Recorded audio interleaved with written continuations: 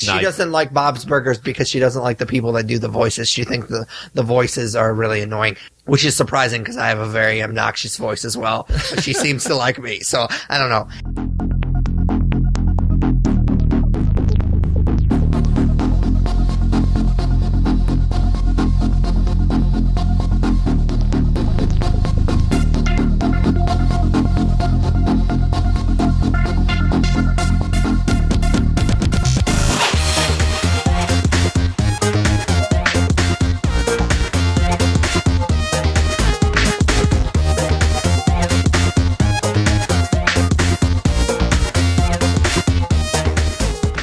Hey guys, welcome to another episode of the Nerd You're Looking For podcast, a mostly weekly nerd culture podcast that discusses nerddom through various segments. My name is Tyler Hunt, alongside my co-host Pat Kuhn. How's it going, man?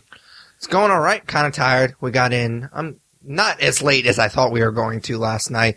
I had a show in French Lake that my wife and I went up for, and it's actually not as bad of a drive as I thought it was going to be. You're on 64 most of the time, so it wasn't too bad. We ended up getting in about 11 o'clock, so I'm a little tired, but not as tired as I actually thought I was going to be. Yeah, that's not bad at all. I didn't know if we're recording this Saturday morning. I didn't know if we'd end up recording it later or not because of your stand-up show. How'd things go? It was all right. It was kind of a weird show. Like, French Lick is kind of a weird area. I mean, the venue was nice. They actually had a kind of a makeshift green room, which was pretty cool. Felt like an actual stand-up comedian because I got to hang out in the green room. But I mean, other than that, like the crowd was a little weird. Like Gavin, one of my comedian buddies, was on the show as well, and we rode up together, and it was a lot of fun just kind of hanging out with him. And of course, my wife was there, and we had dinner at the place, and the food was all right. The venue was nice. It was just neither him nor I really kind of got the reactions that we're used to getting. Yeah. And so that was kind of frustrating. I didn't really get a ton.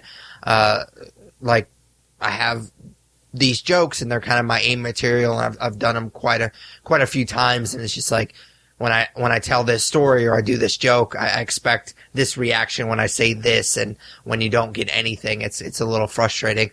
But I will say that there's a big difference between me, who I've only been doing it for like 3 years, and that does sound like a long time, but in like comedian years, that's not actually really that long. Yeah. He's been doing it for like 8 years, and so he got to do like 25 minutes. I only got to do like 10 minutes. Well, it was supposed to be 10 minutes, but that's a whole other story. Anyways, and so I went up there, and I didn't get the reaction I wanted. And he went up there, and he was just like eating shit up there. Like he was putting it out there, and he was getting very little reaction. But he had been doing it for a while, so he just basically dropped all of his regular material and just started like making fun of people in the crowd. And he just made it work. Like, I don't know if I'm necessarily to that place where I could just like fuck all this stuff that I've written and just kind of talk to people and kind of make it work. But I think that's the big difference between somebody that's been doing it for as long as he has and somebody that's been doing it only for a few years like I have. But yeah, so it kind of opened my eyes that I have a little bit more work to do. But when I go to shows, I typically only get about 10, 15 minutes to do my thing. And so a lot of times that doesn't leave you a whole lot of time to kind of interact with people, because I just kind of have to hit it and then kind of get off stage. So yeah, I suppose it's probably pretty hard to pander to all the hicks in French Lick. Yeah, he made it work. It was like I said, I was pretty impressed with just how he was kind of able to handle it, because he was getting nothing. He was doing, and I think he's hilarious. I mean, he's my good friend, so I'm kind of biased there, but I think he's probably one of the funniest people I know, and he was putting stuff out there that I've seen him just kill before, and he was getting almost nothing. And it was kind of sad to watch it, but he just took it in stride, and then he just started talking to people, and they really ate that shit up. So I was really impressed with the fact that he could just take what could have been a really bad show and kind of make it work a little bit. He was still upset that his material wasn't working, but he definitely got some laughs just making fun of people. I bet that crowd in French Lick, like if you would have done fart jokes, I bet that would have gone over really well. Maybe talking about how dumb liberals are. Yeah. I'm trying to think here. Korn? Are there Korn jokes? I don't have, like, corn like the vegetable or corn like the band. I was leaning towards the vegetable, but I'm kind of curious if you have any Korn the Band jokes, because I'd be interested. No, I think those jokes are a little outdated. I don't have either, actually, so I don't know why I asked you to specify. But no, my biggest reaction was when I talked about how I have a big dick. So yeah, apparently French Lick likes guys with big dicks. I don't know. It doesn't seem like the crowd, but as long as they're not with other guys that have big dicks, I think that they'll probably laugh. So yeah, that was my biggest reaction. My wife was in the crowd and she was kind of like talking me off the cliff while we were driving home. She's like, it wasn't that bad. Like, people were laughing. It just wasn't laughing as much as you expect them to laugh. Were you like about ready to pull the car into the median? Well, because I was the host, I felt like I normally don't like dress up for the shows, but I do try to like wear a collared shirt or whatever. And I actually, because I was the host, I wore a tie, and I was like, well, this is convenient. I'll just hang myself on the tie. It got a little dark in the car on the ride home, but yeah, it wasn't what I expected, but the venue was really nice, and the owner kind of, I mean, he obviously had put on a few comedy shows before because he kind of knew what to do. Like, he turned off all the TVs, he dimmed the lights. Like, it was a well put together show. It just didn't go the way I wanted it to. Yeah. No, that's a bummer. Oh yeah, for sure. So if this is your first episode, we start off each episode by kind of checking in with each other. It's been a couple of weeks since we've got to do an episode. We call it our first segment, what we're into. So what are you into this week? I'm going to talk about a movie I saw a couple days ago that is kind of funny. I actually gave you shit about wanting to see. Yep. And that movie is Arrival. So whenever we started seeing trailers for this movie, I just was not interested. Like, I'll be honest, I'm not the biggest Amy Adams fan. Besides, like, she's the main draw of the movie. Forrest Whitaker and Jeremy Renner are in it as well, but her face is front and center on the poster, and I don't. It's not that I dislike her, but she didn't look like this was going to be like a performance that was going to be amazing from her or anything. So I wasn't interested. It's about language. And I'm like, they're trying to make a movie about language fancy by throwing sci-fi elements into it, but I don't really care about linguistics. I completely disagree, and I don't mean to interrupt you, but I did not get that impression from the trailer at all. I felt like it was a sci-fi movie that happened to also be about language. See, that's how I interpreted the trailers, and I'm like, this looks boring as fuck. There's no way I want to see this. And then buzz around it started to be really, really good, and there's a lot of movies out I want to see right now, but most of them my wife wants to also see, so I kind of have to wait for her to go see them, and I was going to see a movie by myself, so I ended up just giving Arrival a shot. Because of all the positive buzz around it. And I don't know, it wasn't, I don't necessarily think it lives up to all the hype that it's getting, but it was still really, really good. And I was surprised by that. Amy Adams, as much as I didn't think she looked like she was going to be great in this movie, actually delivered a really solid performance, as did Jeremy Renner. Story-wise, I've never seen a movie like this before. If you don't know what it's about, it is basically a linguistic science. I don't know if are they scientists or what. It's somebody who deals with language. Amy Adams is basically a college professor that teaches about language. She's recruited by the government to help decipher the language of this alien race that's landed in 12 different spots around the globe. And the movie follows her and Jeremy Renner, who is a scientist and more scientific based, just kind of trying to decipher what they're saying and decipher what's going on, and it kind of follows that journey.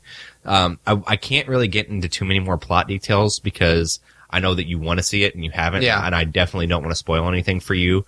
I'm starting to hate the term twist because I think that at this point, people would like associate it with like M. Night Shyamalan or something like that, and it has like this negative aura about like, oh, you think it's one thing, but then it's another, and you're completely dumbfounded, and that's not what this story does. I wouldn't say it's a twist, but there is stuff that happens that kind of turns things on its head a little bit and makes you kind of think. So it's done a lot better than what people typically say with twists. But while it is a lot about language, it explores a lot of different things that go along with just being a human, including free will, fear of the unknown, and the hard choices that we're forced to make through life. And it's a lot deeper than the trailers made it out to be.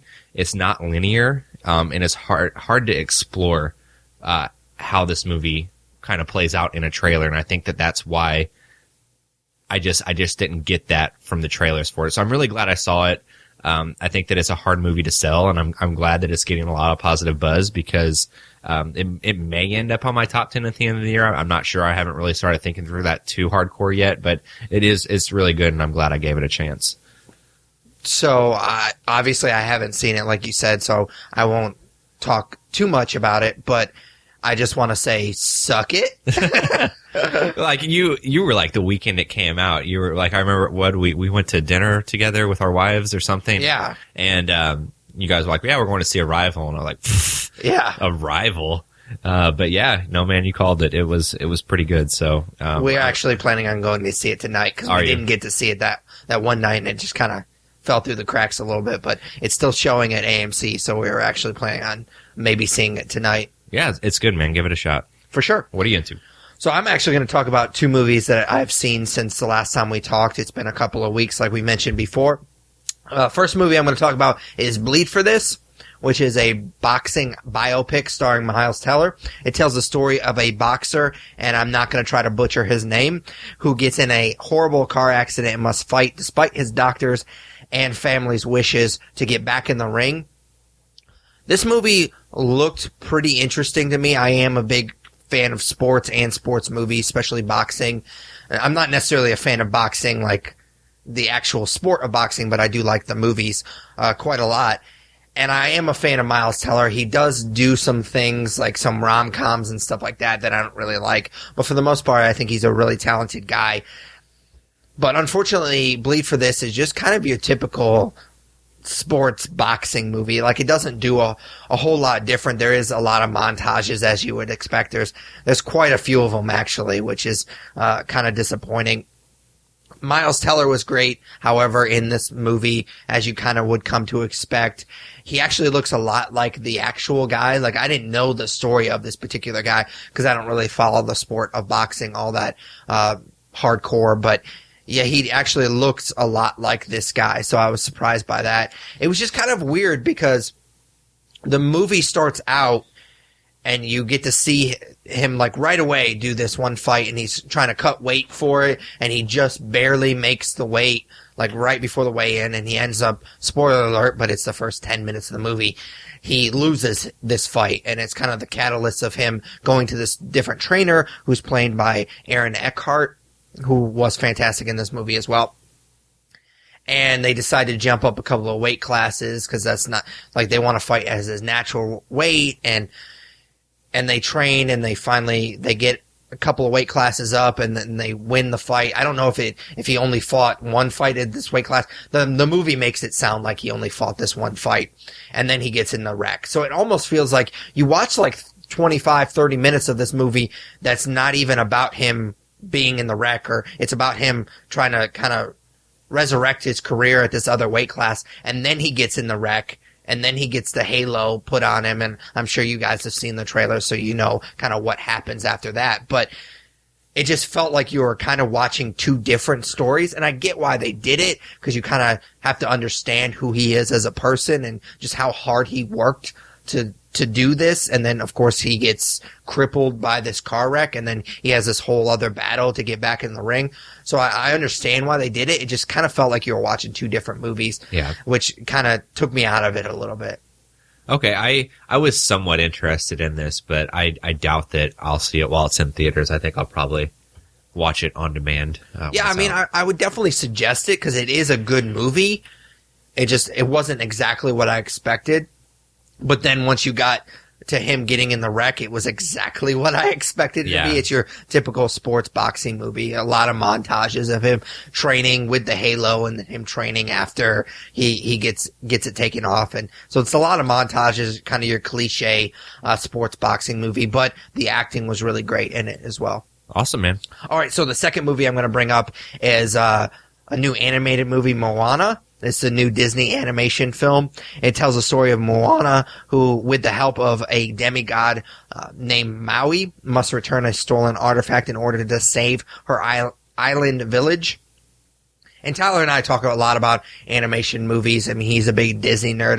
I love the just animation genre in general. My wife and I actually went to Maui, the island, for our honeymoon, and we just kind of fell in love with Hawaii, and we want to go back. It was just like literally the most beautiful place in the world. It was just fantastic. It was so much fun. So we were really excited about this movie because it doesn't say that it's in Hawaii, but it definitely has that feel to it, and it's getting really great reviews. My wife is obsessed with Hamilton, and he did the music for this movie. Yeah. And so we were both pretty excited for it. But unfortunately, much like Bleed for This, it was kind of your typical what you expect from a Disney animation movie. It wasn't like Pixar where they obviously are making movies for kids, but they also have some stuff for adults. Like, I just didn't get that feel for it. It was just your typical kids animation movie. It wasn't bad. It's just getting like these really stellar reviews, and I just didn't attach myself to it. I just didn't kind of feel it as the reviews would kind of lead you to expect that you would. I mean, the animation's great. It made me really miss being in Hawaii, and I miss kind of being on our honeymoon. The music was great, as you would expect.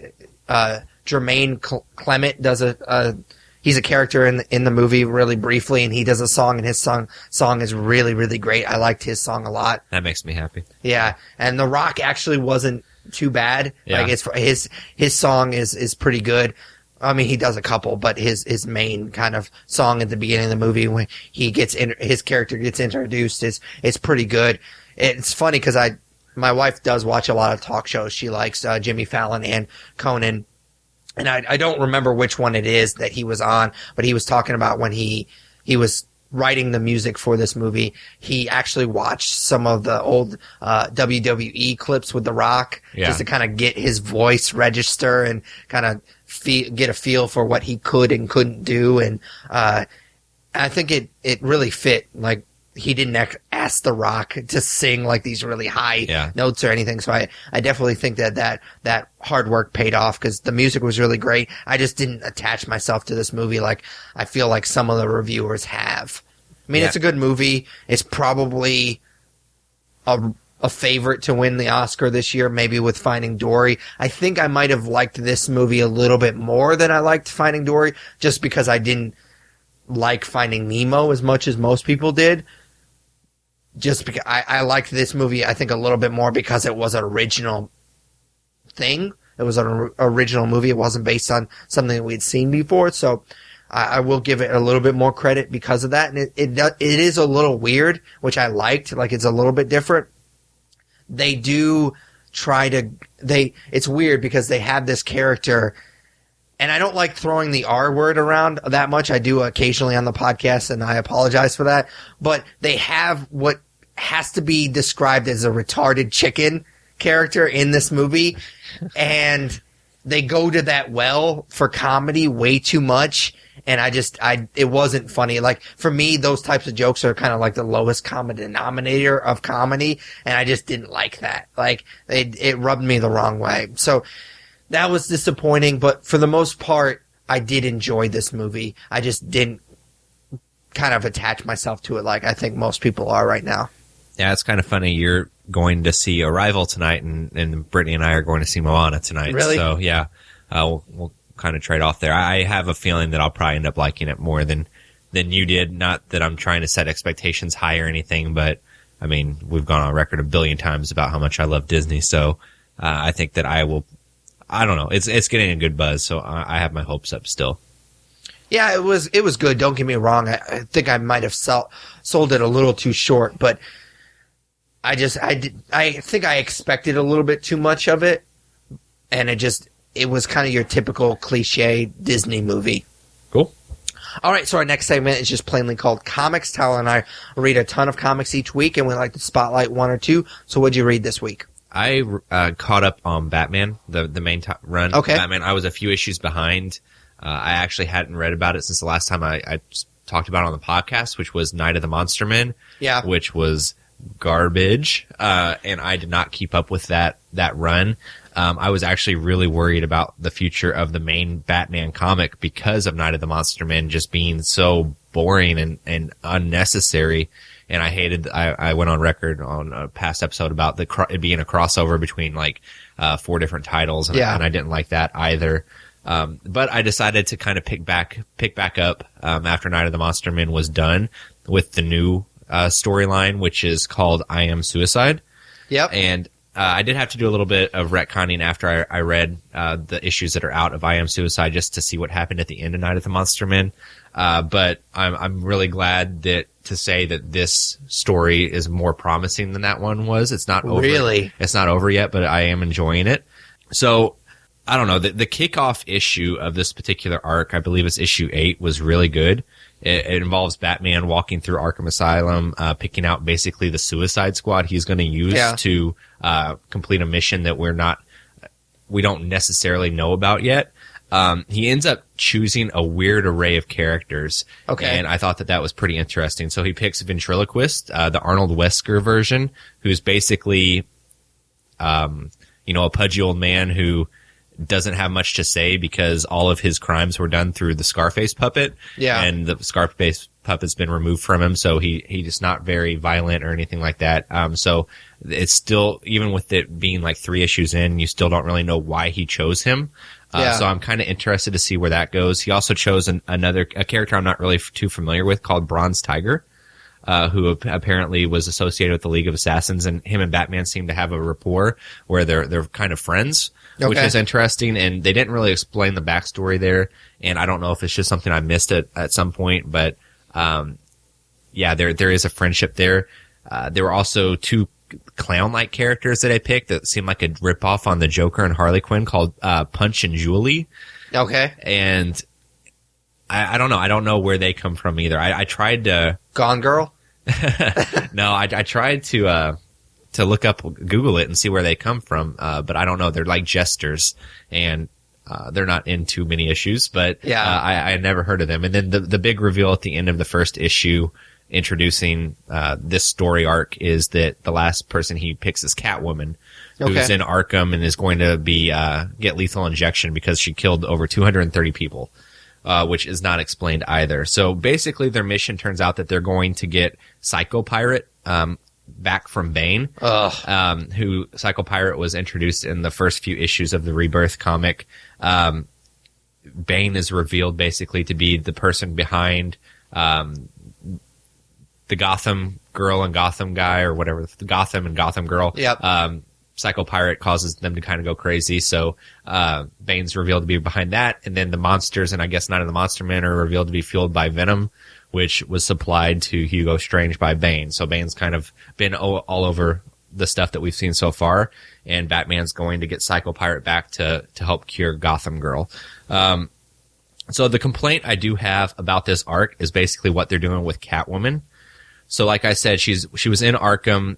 Batman committed her for killing over 230 people, and she's going to die by lethal injection. She kills 2 people in this comic in cold blood, and I think that's against her character.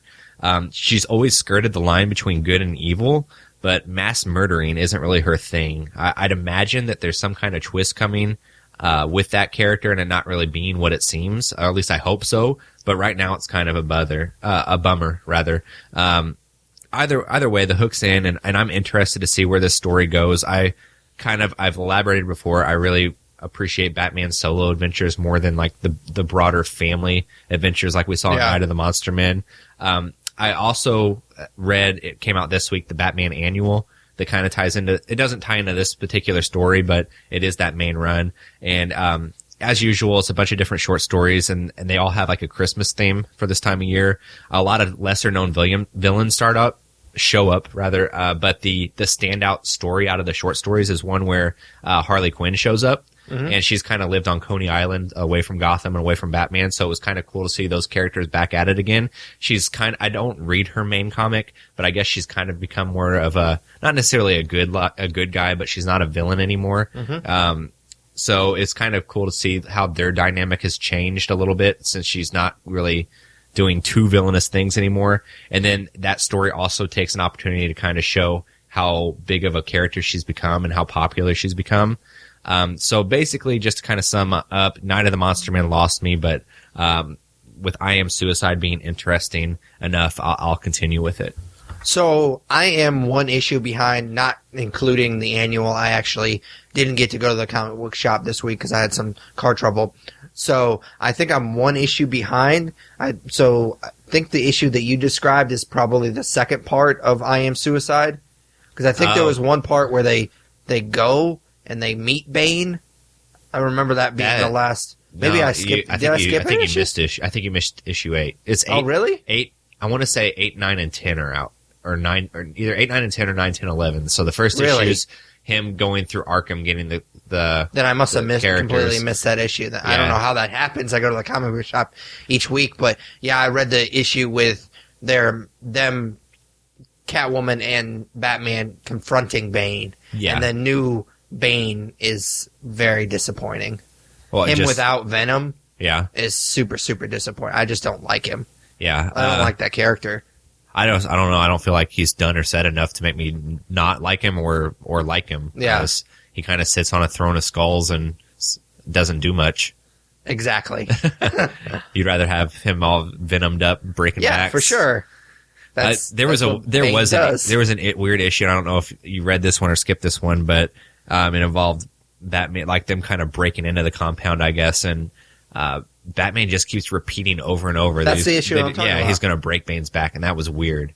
Yeah, I think there's an issue that you're missing. There might be 2 that you're missing. Really? You might go back and I see what you got. But yeah, I'm interested. So, what did you read this week? I read, unfortunately, Ghost Rider #1. Like I said, I didn't get to go to the comic book shop, so I just picked up a #1 on Comixology, just so obviously I would have something to talk about. And I think I like the idea of Ghost Rider more than I actually like the character. Like, he just seems really badass. I've always kind of liked him as a kid just because I thought he was badass, but now that he doesn't even ride the motorcycle, that's a little less badass. But I don't know. Every time I read one of his comics, I'm just like, maybe I don't like this character. I know he's really super popular now because he's on Agents of S.H.I.E.L.D. I haven't watched that show since really the second or third episode of the first season, so I don't really even know that show hardly at all anymore. So I guess that's popular, and obviously they're coming out with his new book because he's popular right now. I don't know. It's not good. Like, I want my $4 back. Yeah. It just wasn't. I know that they have to do certain things because it's a #1 and they're introducing this character, but it was just like your cliche #1. Like, they're introducing the characters, but nothing really happens. And there's this really weird, totally awesome Hulk storyline. Have you read any of the Totally Awesome Hulk? I chose not to. Yeah, I mean, my Hulk is Bruce Banner, so I don't really. I couldn't care less about this other Hulk character, and he has this weird B story in this comic book, and you don't really even get to see Ghost Rider a whole lot. Like, it's towards the end that there's a little bit of Ghost Rider, but barely anything, and he's in the muscle car now. He's not even on the motorcycle anymore, and there's this all new Wolverine cameo at the very end, kind of cliffhanger cameo, and I just don't like it. It's just, like I said, I think I like the idea of Ghost Rider more than I actually like the character.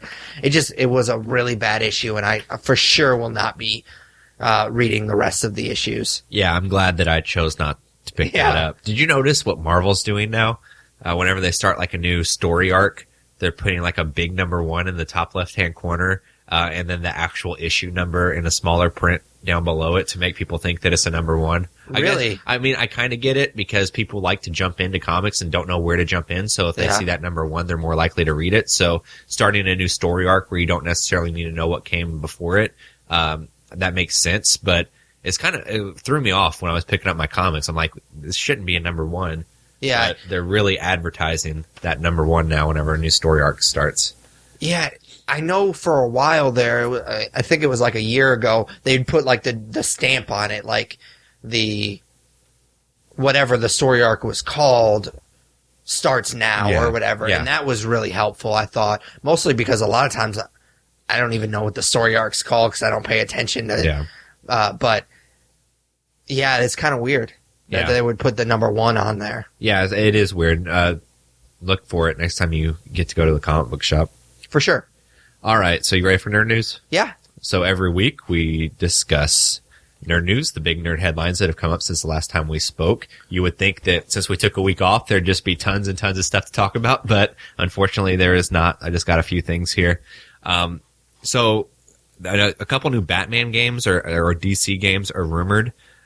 So Rocksteady put out the really popular Arkham games, and they've kind of said that they're taking a step away from all of that.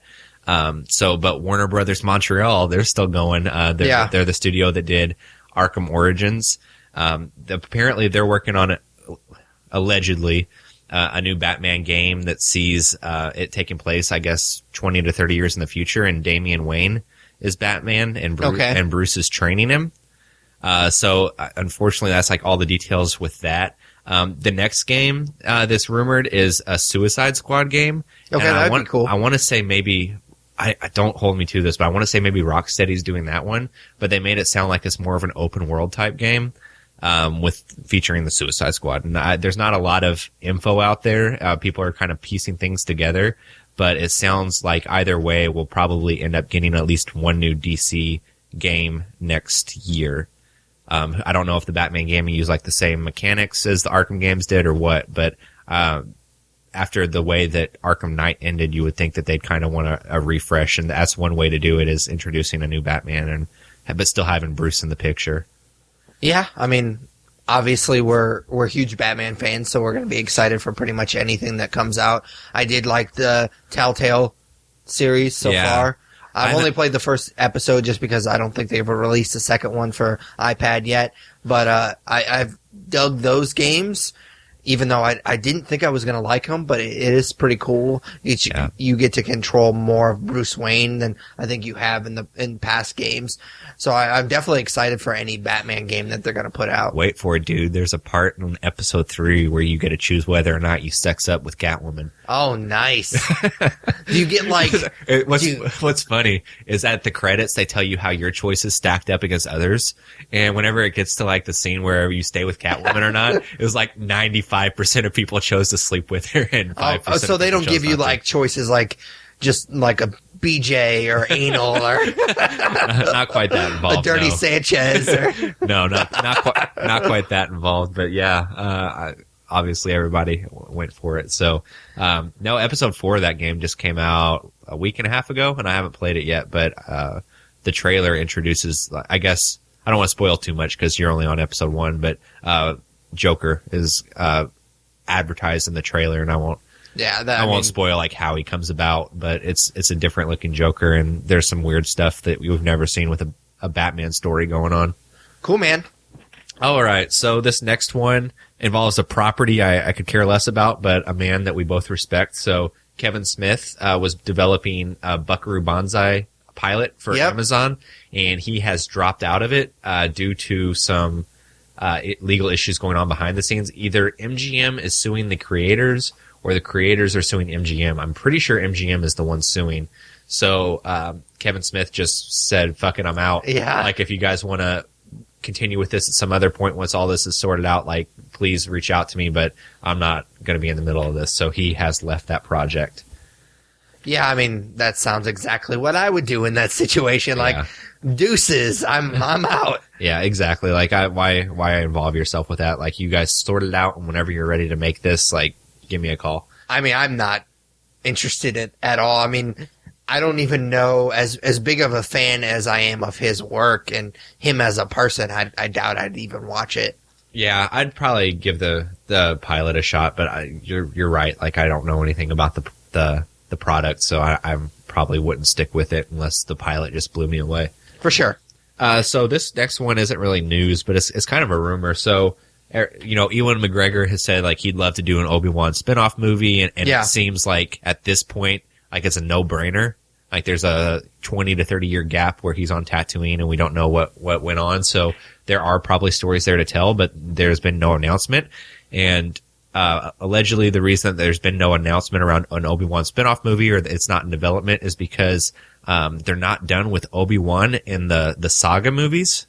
Oh, yeah? Which it's very well known that in Force Awakens, like there was Obi-Wan's voice was there during Rey's kind of. They didn't call it a flashback. They called it a forceback or some dumb shit. Yeah. But Obi-Wan's voice is in there, both Ewan McGregor and holy shit, Alec Guinness. That being said, like, how do you involve him in the saga? Like, do you get Ewan McGregor to come back and do like a Force Ghost thing, or is it just going to be disembodied voices some more? Like, I don't know how you involve, or maybe just by name. I don't know how you involve him a lot in episodes 8 and 9. Yeah, I mean, you mentioned the time period between what we see in episode 3 and episode 4, kind of the years on Tatooine, but they're already kind of doing that in the Star Wars comic book, which is canon. So if they were to do a movie, I mean, they would kind of have to do the same thing that they're doing right now in the comic book, because they have to stay with that. So I don't know if that's the time period. I mean, I would love to see that on the big screen, but I'm really digging kind of what they're doing with the comics, so I don't know if I would want them to mess with that. But I don't know what they could do, and if they did that time period, I don't know what they could do that would fuck up what's already happened. Yeah. So I don't know. The more I see Ewan McGregor in interviews and stuff, he's kind of a weird dude. Oh yeah, for sure. Which you know, like you think of him as Obi-Wan and like this comforting father figure type role in the Star Wars universe, and then you hear him in interviews be kind of a little batshit crazy. It's kind of weird. Yeah, he's a weird dude for sure. And then the last thing I have is, spoiler alert, this is what I'm probably going to be talking about with what I'm into next week, but Westworld has been renewed for a season 2. Okay. By the time this podcast comes out, the season finale will have aired. It airs Sunday night. So that's most likely what I'll be talking about next week on the podcast. But I'm really digging the show. I'll talk about it a lot more in depth next week, but it's pretty awesome. Do you get into like the stuff on Reddit and IGN and like the people trying to piece it all together and all the different theories? Do you get into that? Not so much. There's been a few articles I've read, and some of it's been right, and that's disappointing. Like, it's the twist when it finally gets there. It has less merit because somebody already guessed it. But at a certain point, whenever there's 50 different theories, like one of them's going to be right. For sure. So yeah, I don't know. It's disappointing that that's how people have kind of taken to it. But I mean, people are talking about it and loving it, and it's been renewed for a season 2. So, obviously people are watching it as well. Yeah. I always just feel weird about that kind of stuff. 'Cause like I enjoy like being surprised. Like it's the creator's story. It's the showrunner's story. I want you to tell me your story. Yeah. I don't want to I mean, we do theorize a little bit on the podcast, so we do get into a little bit of that. But I want to be somewhat surprised. I want you to do something that I didn't expect. But some people enjoy trying to piece some stuff together, and if that's part of your enjoyment of the show, then so be it. But that's not how I want to be entertained, and I just try to stay away from it. It's not a show that I watch, but for shows that I do get into, I try to stay away from that stuff. Yeah, it reminds me a lot of the biggest fan theory with Game of Thrones that ended up coming true on the show, where, I mean, spoiler alert, it happened a few months ago, but it's out on Blu-ray and DVD now, so if you haven't seen it, fuck you. Like that Jon Snow is a Targaryen, and Ned Stark wasn't his father and all that stuff. People have been theorizing that basically from the first book, and it came to be true, which is an awesome theory, and I love that it was true, but it didn't carry as much weight because people have been saying, like, that's got to be it for sure, 10 or 15 years or however long it's been. So that was kind of how I compare it to that. Yeah, for sure. All right, man. That's all I got for nerd news. All right. So our next segment, it's basically just going to become a Tyler episode. We started this a couple of weeks ago where we did something similar last year around this time where we kind of broke up our top 10 favorite films of all time. We did 2 episodes per host, and we started my top 10 TV shows of all time a couple of weeks ago, and we did my 10 through 6, and it's Tyler's turn, so he's going to talk about his 10 through 6 favorite TV shows of all time. So basically, I'm going to stop talking, and it's going to be mostly Tyler for the rest of the episode. So I don't know if that's a good thing or a bad thing. Dude, it's silly how much this stresses me out. Oh, yeah, for sure. I hate putting fucking lists like this together. Like maybe privately, but I hate putting it out there because then I feel like I'm just stuck with it. Like we did the movies last year, and I was telling you before we started recording, I was like, like that list has already changed, and there's certain movies on that list that I think back to, like Back to the Future's on there, and I love Back to the Future, but is it on there because I love it, or is it on there because I felt like it should be on there? Yeah. And is it high up because I thought that's where it should be, or is it honestly like that spot on my favorite movies of all time? So that's kind of how I feel with putting this list together. I feel like it's going to change a lot over the years, but this is kind of where I'm thinking it is now. That being said, whenever I was compiling a list of TV shows that I've really loved throughout my life, I realized that this is a really weird list. Like, you know, the more common shows you would see on lists like this, like The Wire or Seinfeld or whatever, aren't on my list because I've never seen them. So, so that's like the big reason. But I don't know. I think I'm my habits around watching TV are weird. Okay. So there's a lot of weird comedies on here. There are a few dramas, and then there's a few things that are kind of throwbacks to childhood. So, it's a weird list. And I'm probably going to lose people with number 10 right off the bat. But if you're ready, go for it, man. I suppose I'm ready to get started here. So, yeah, so we're going to start off strong here. Number 10, before you throw me under a bus here, Pat, hear me out. Number 10 is Dexter. Okay. All right. So I understand that this won't be a popular pick. People soured on this show pretty hardcore, and it was well deserved. For sure. The thing is that it holds I don't want to say like a special place in my heart or anything cheesy like that, but it was like the first show to really capture my attention and force me to binge watch something. Like I remember I read Darkly Dreaming Dexter before there was ever any talk of a show or anything, and whenever it came out, I just nonchalantly asked the girl I was dating at the time, like she wanted to know what I wanted for Christmas. I'm like, you know what, give me Dexter season 1. I'll give it a shot. And it was a couple years after it had aired, and I ended up watching it with my friends in college, my roommates, and we all just like fell in love with that first season, and we binged it hardcore. Like as soon as it was over, luckily season 2 had already come out, and it's like I had to rush to Target or wherever and buy it so that we could binge through that. And it was just kind of like this common thing that we all had as we lived together, and even my friend Mike who didn't live with us in college, but he lived close by, and he would come over and watch it. And it was a lot of fun, kind of not knowing where the twists and turns of those first few seasons were going, and just experiencing that all together. So it really got me into like binging TV is just like, it's a given now. That's what you do, whether it's on Netflix or Hulu or still TV on DVD or whatever it is. And that was the first show that I really did that with. It really became like a countdown to DVD releases because that's the only way we had to watch it because we didn't have Showtime. And as soon as that set would come out, we'd binge it. And it was just a lot of fun. The first 4 seasons of this show are honestly, they're amazing. And I don't regret falling in love with it.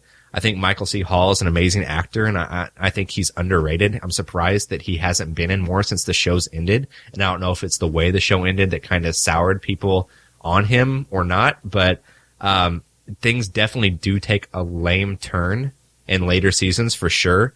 Definitely with like Dexter and Deb's relationship, some of the antagonists in later seasons. I don't understand where a lot of those storylines why they were implemented. I don't know how a room of writers could think that some of those ideas were good ideas. Like developing a relationship between Deb and Dexter is gross. Like they're not blood relatives, but they're brother and sister. And having her kind of fall for him was weird and unnecessary. And everybody always shits on the way that the show ended, with Lumberjack Dexter. But unlike a show like How I Met Your Mother, the last few seasons don't ruin the journey for me. I could still go back and watch I love seasons 1, 2, and 4. Seasons 3 is pretty good. I could still go back and watch that first half of the show and really love it, even knowing where things end up kind of going. So yeah, Dexter's number 10. Obviously as newer shows come out and as I discover more that this show could definitely fall off the list, but it was a show I loved for a long, long time, and it still kind of holds that spot for me. Yeah, I completely agree with you. I actually borrowed your DVDs to watch this show. I think the first couple of seasons, and I just kind of picked up, and I actually circled back and bought the first couple of seasons just so I would have them in my collection, which now seems silly because TV on DVD is definitely past whatever prime it had. Just like a really short period where people were really into that. But I will say that the problem with this show is I think it kind of jumped the shark a little too early. I think with season 2, where they're basically hunting Dexter, but you know that, especially when I was watching it and I was binging it season 2 on TV on DVD, there was a season 3. So obviously you knew that they didn't catch Dexter. Yeah. It was still pretty interesting to see how he kind of got away with it. I did like that, but it also showed that he's not. Yeah. I mean, obviously he's not a good person because he's a serial killer, but the way he kind of framed this particular person, and in case you haven't seen it, even though it's been out for 8 years now, I won't try to spoil it for you, but so that, I mean, that was a little bit disappointing. The second season was good other than that small little detail. Season 3 wasn't as good, and then season 4, I think I liked a little less than you, and I kind of soured on the show a little bit earlier, I think, than you did, but it is a really good couple of seasons of TV. I don't think I liked it as much as you did. Yeah. Obviously, I didn't because it wasn't even considered like on my 18 or 19 shows that I put together for this list. It wasn't even a consideration because I think I disliked the show more than you did towards the end. I really hated that last season. It was really, really bad. It was. But for me, it's more so just... It was the journey that I can understand that. Sticks with me, but I won't lie. Anytime that there's like rumors of them doing another season or miniseries or whatever, my heart kind of jumps. Like I want there to be better closure than what we got. So who knows if they'll eventually do that? But there's no denying that there is still kind of an affection for that show there with me. Okay. Number 9 is. Spider-Man, the animated series from the 90s. And I've talked about this show on the podcast before, back when we used to do Nerd Origins way back in the day, because there's a lot that I attribute to this show. So basically this show and another show that will pop up in my top 5 are basically made me the nerd I am today as far as the comic side of my nerddom goes. So my love of all things superhero, whether it be movies, comic books, merchandise, TV, it all starts with this show. It was my introduction to Marvel. It was my introduction to superheroes, unless you count like Teenage Mutant Ninja Turtles, but it was like my introduction to the bigger universes that we have, that we talk about every week now. This show told amazing stories, and it didn't try to cram it all into 22-minute episodes. Like, there were 10-part episodes to these stories, and it's just amazing to think about that now, because you wouldn't get it from a cartoon nowadays. It was much more adult in that sense. Yeah. It was kind of like, I went back and watched some of it, and it's kind of a weird show because they're not allowed to use like actual guns. So people have like these weird futuristic laser guns, and it doesn't really fit in the New York City of the 90s. And I believe I never noticed this, but I read a statistic that Spider-Man only threw like 2 punches in the entire series run, and I never even noticed that. But having the symbiote storyline be like 10 parts, and you see it come back to Earth and get on get on Peter rather, and then eventually get onto Eddie, and just telling these long comic book stories in cartoon format. I didn't have a lot of comic books when I was growing up. I didn't ask to go to the comic book store, and if I did, I wouldn't have known what to read. So like, this introduced me to those characters and these stories, and for me, it's very rewatchable, and no Spider-Man property has come close to it since. That includes the movies, that includes the comics, that includes the other animated shows. I know people love the Spectacular Spider-Man, but none of that comes close to that show from the 90s.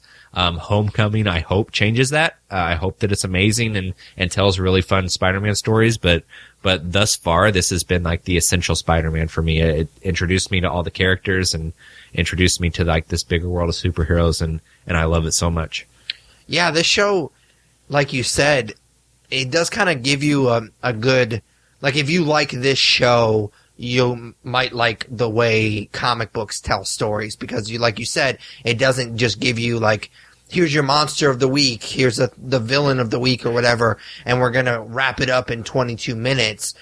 We're going to have story arcs like comic books would. And so as a kid, if you're watching that and you really dig that show, maybe you would like the actual comic book, because that's how they kind of lay their story arcs out as well. So I definitely, I mean, I didn't know it at the time, but when I was watching it, I definitely appreciate it, because it was like a comic book. It wasn't like maybe Batman or some of the other cartoons we were watching, where it broke all of these different things up in multiple episodes. Yeah, for sure. It was really good. And I think that a lot of people that were into like the Spider-Man movies in the early 2000s and all those superhero movies that kind of came out around that time period were so because of shows like this in the 90s that they grown up watching. All right, so number 8, you talked about Dexter jumping the shark too early, and some may argue that I am jumping the shark too early by putting this list on my top, or this show rather, on my top 10. But goddamn, I love it so much. It's Rick and Morty, which I have talked about on the podcast as well. Currently wearing a Tiny Rick shirt under my zip up here, so I'm a big fan of the show. It's one of 3 shows on my list that are still on the air. So I don't know, when it's all said and done, whenever this cartoon comes to an end, it could be higher. If they really fuck it up like they did, like Dexter, it could be lower, or on it not at all. But right now I'm judging it just solely based on the 2 seasons that they've put out. This show is pretty much my exact brand of comedy. Each episode makes me laugh out loud, and there's not many shows that I've ever watched that can say that consistently. Like, I've definitely had other shows where I laugh out loud periodically, but this is like every episode there's something memorable, or a memorable line, or so on and so forth. Like, you think of the merchandise that's come out around this show, they're based on single episodes. Like, my shirt right now is Tiny Rick, who shows up in one episode, and then I have another shirt that's like Get Swifty. That's one episode.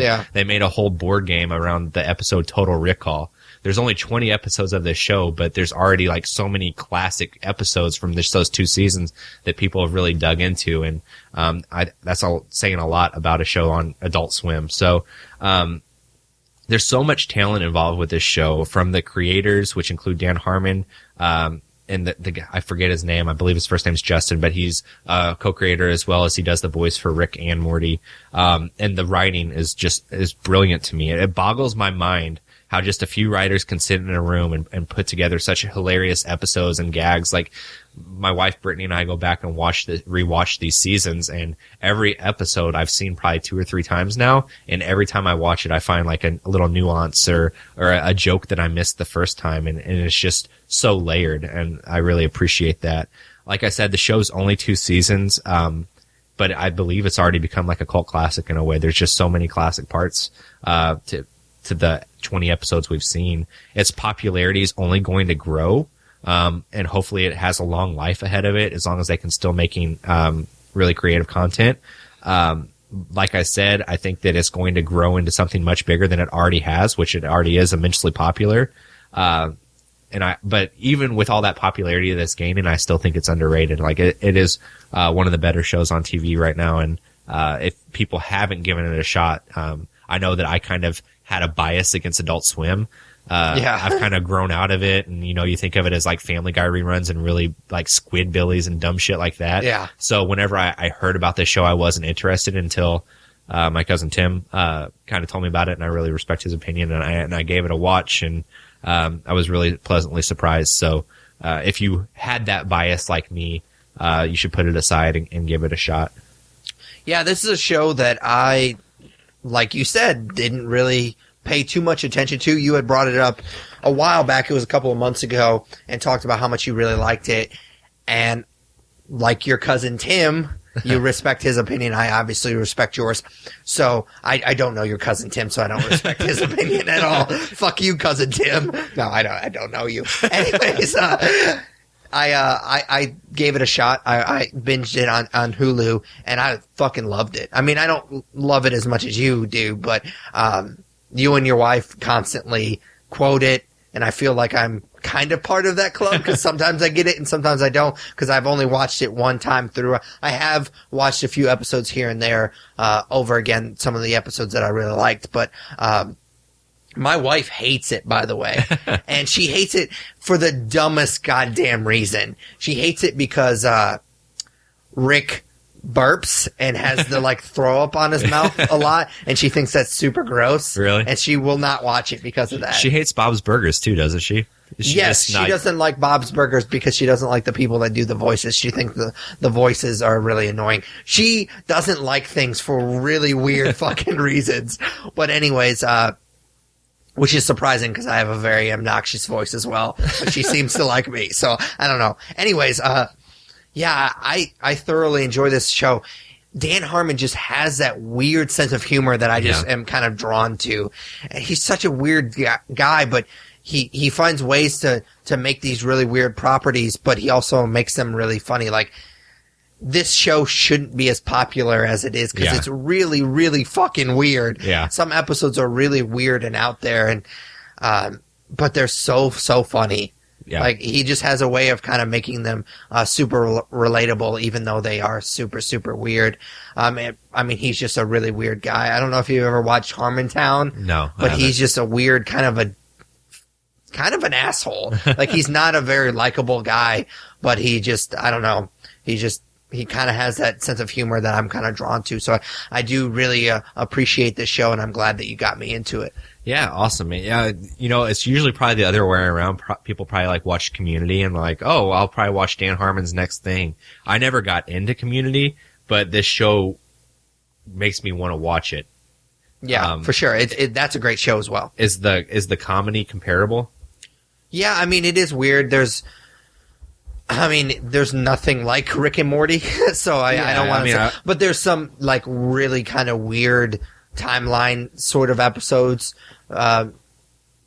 Actually, the weirder season is actually not the season that Dan Harmon works on, but yeah, I mean, they do get kind of weird, but I mean, it's similar type of comedy, but you can't. It's a little bit more. It's a lot more grounded than Rick and Morty is. Yeah. All right, man. So I'm going to move on to number 7. So number 7 is It's Always Sunny in Philadelphia. Okay. So first, the longevity of this show is amazing. Like, this show it's getting ready to start its 11th season. Yeah. Like, it's been a constant for over a decade, which is crazy. It's definitely had its ups and its downs throughout 10 seasons, and like I said, getting ready to start the 11th. But it's definitely been a consistent source of laughter and pleasure for me for over that decade. Like, I got into it relatively fast after it had started. This show is obviously popular because it's been on for 11 years, but it's still immensely underrated. It does have a lot of haters that describe it as characters just yelling at each other, which I think is an unfair simplification of the show. It's not easy to make a long-running comedy show that stays consistently good, and this show still delivers after 11 seasons. I just actually finished season 10 a few weeks ago because it's on Netflix now, and it's fucking hilarious. That Family Feud episode is so great. that episode's amazing. The Bogs, where they go on the plane and they try to drink all the beers. Like, that episode's fucking fantastic. There's just a lot of, like, every once in a while you do so many episodes, you get one that's kind of a turd, but sure, like, there's still more so of the season is good than bad, which is amazing. I laughed more than ever at season 10 of a show, and that's crazy. I love the dark humor involved with this show, and I also love the way that it kind of covertly tackles social issues.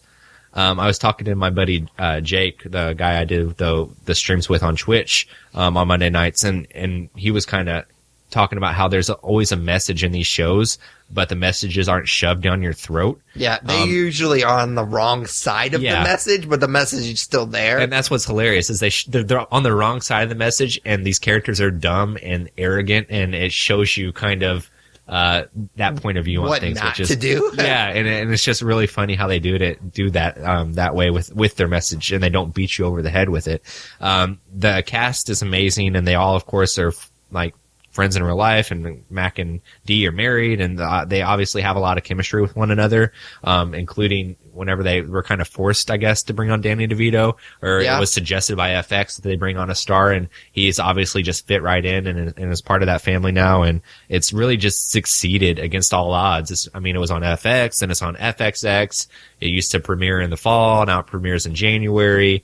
I haven't paid attention, but I'm sure the night that it's shown on is shuffled a million times, but I'm sure. it's still succeeded, and to me, it's crazy that this show hasn't won more mainstream awards. They actually do that episode, the gang tries to win an award, which is in season 10, and they kind of take a couple jabs at the fact that they haven't been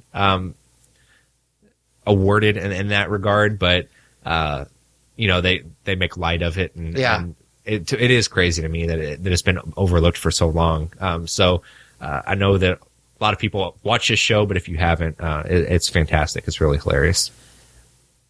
I've kind of, when I did my 10 through 6, I mentioned that there was a couple of shows that, like, I could pick out 1 or 2 episodes that if we did, like, top 10 favorite TV episodes of all time, this show or that show would have an episode here and there. And It's Always Sunny, I can't remember what it's called. It's a combination of their names. It's the one that they Charlie play McDennis? Yeah, when they play the game, it would definitely make that list. That is one of the funniest fucking episodes of TV I've ever seen. That's so great. It's amazing. It was, I believe that Charlie McDennis, The Game of Games. Yeah, it's so good. And what's surprising is that, like, that's season 9. Right? Yeah, it's the Fat Mac season. Yeah, so it might have been 8, but yeah, it's one of the later seasons for sure. They actually, one of the reasons why this show didn't make my list, I think it was in the top 18 or whatever that list that I keep referencing, is that there was one season,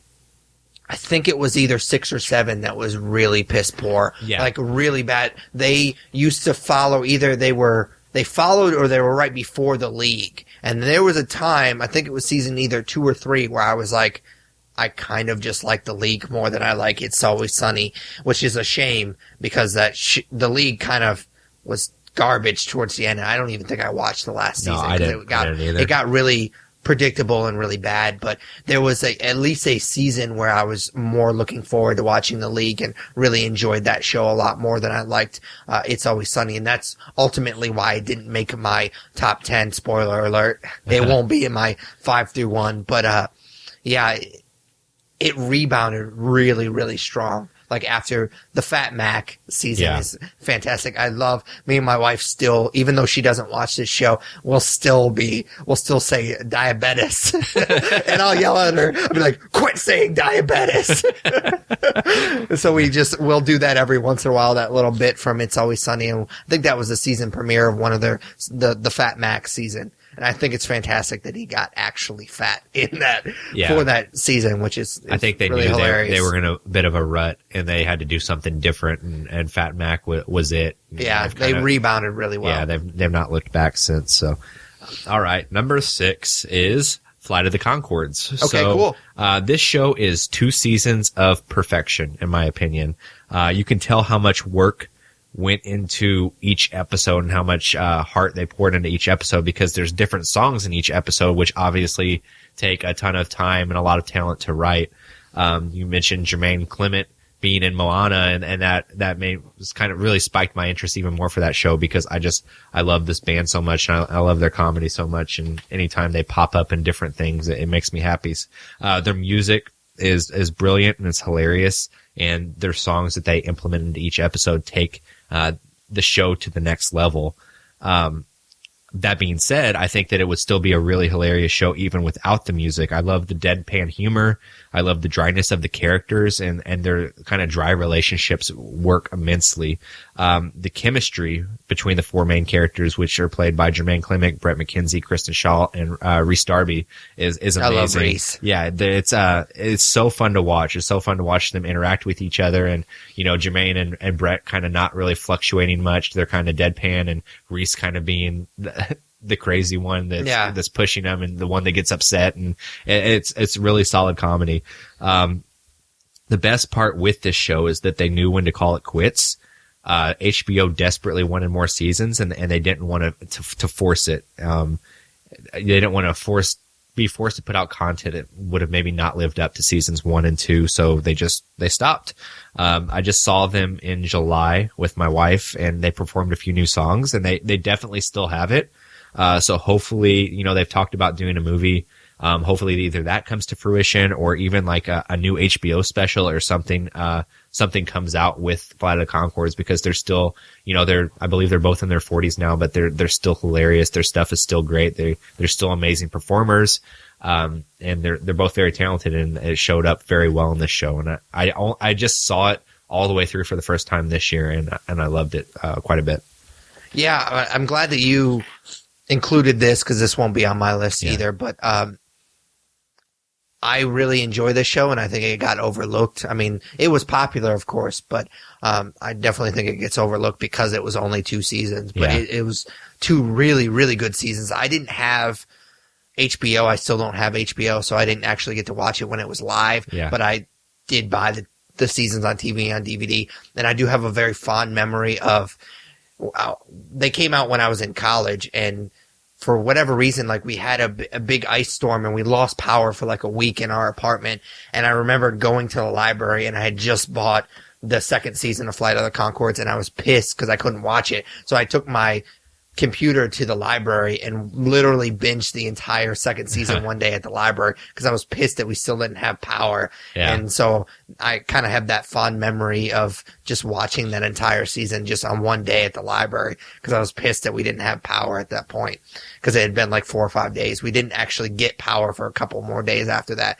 But I just remember kind of just hanging out in the library and just drinking Starbucks and watching Flight of the Conchords season 2, which is really, like, I didn't think that they could get any better from season 1 because I thought season 1 was just fantastic. Because I remember watching their HBO special and not knowing who they were and just falling in love with them, just watching that with my buddy Mike and realizing they were going to have a show coming out, and season 1 was just exactly what I wanted that show to be. And Rhys Darby that was the first time I'd ever seen him, and he's fantastic. He's weird, but fantastic. I don't know if you kept up with At Midnight. I don't really watch it that much anymore, but his episodes of At Midnight are just fantastic. They're some of my favorite. No, yeah, I basically I watch At Midnight now just whenever for the guests. If it's a great guest, then I'll watch it. And I haven't seen him on it, but I'd imagine he is hilarious. Yeah, that show is really great, and I'm glad that you brought it up because then we got to talk about it.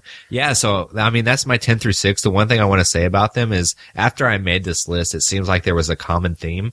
And every single one of these shows, except for the 90s Spider-Man cartoon, are shows that I shared with my wife and that we both love together. And I think that says a lot about what I enjoy. I enjoy laughing at things with her because most of these are comedies except for Dexter and Spider-Man. That theme does not stick through with my 5 through 1. But I thought it was kind of... You love your wife, but just not enough. I love my wife like the 10 through 6. But 5 through 1, we're going to buckle in. Yeah, for sure. But yeah, man, that's my 10 through 6. All right. So that is it for episode 120 of the No, it's not. We got a nerd favorite, bro. Oh, yeah, shit. Like I haven't done 119 of these episodes before. Anyways, yeah, you go ahead and introduce that. Go ahead with the nerd favorite. It's your week. Yeah, so every week we do a nerd favorite where we take turns asking each other's favorite things. Yada yada yada. I'm kind of thrown off my game now, but apparently so was I. Technically, it'd be Pat's week because the last episode you guys heard it was my week, but we skipped Thanksgiving weekend, and just to stay on a rotation, I'm going to go ahead and go again this week. I am very much in the Christmas spirit. I love Christmas time, and now that it's December, I'm kind of letting my Christmas flag fly. And that includes watching a lot of the Christmas specials that are staples for me. Like we talk about Shocktober and having staples, Christmas movies and Christmas specials. I also have staples that I like to watch each December. So I'm curious what your favorite Christmas special is. And I'm going to go with a really weird one for my favorite. Like you would think that I would pick something like Rudolph or Santa Claus is Coming to Town or Charlie Brown Christmas or the shit they play every year. But you've just named 3 things I've never seen before. I'm actually going to go with a really strange Christmas special from the early 90s that I watched every year. My mom recorded it on a VHS tape and I would watch it every year and I loved it. And do you remember the old animated Garfield show? I remember it, but I don't remember the Christmas special. Well, I loved that show growing up, and they had a Christmas special where they like go to John's family's house, and you know, Garfield's hilarity ensues or whatever. But it was a touching episode because there's a grandma in it that her husband had died, and when I was growing up, I spent a lot of time with my grandmother, and my grandpa died when I was 3, so there's kind of some parallels there. And I don't know, it's as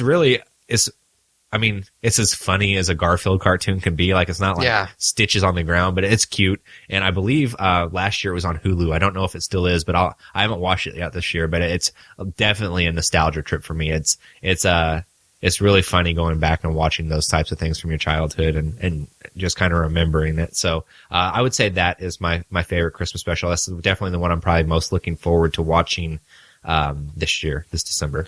I did like Garfield and Friends, but I actually liked the Friends more than I where it was like Garfield. The weird animals on the farm. Yeah, I for some reason I really liked that part of the show more than I actually liked Garfield, which is weird because I actually I think they were on. It was either Amazon Prime or maybe it was Hulu, and I watched it. And that part is not good. But for some reason, as a kid, I really liked the Friends more than I liked Garfield. I haven't gone back and revisited the entirety of the show, and I don't think I ever will. But I'll always go back for the Christmas episode for sure. So unfortunately, I think the and Friends part, that ship has sailed for me. Yeah, it's not great. All right, man. What's yours? I don't get into Christmas as much as it sounds like you do, and my wife does. She actually put up 2 Christmas trees this year, which was kind of weird for me.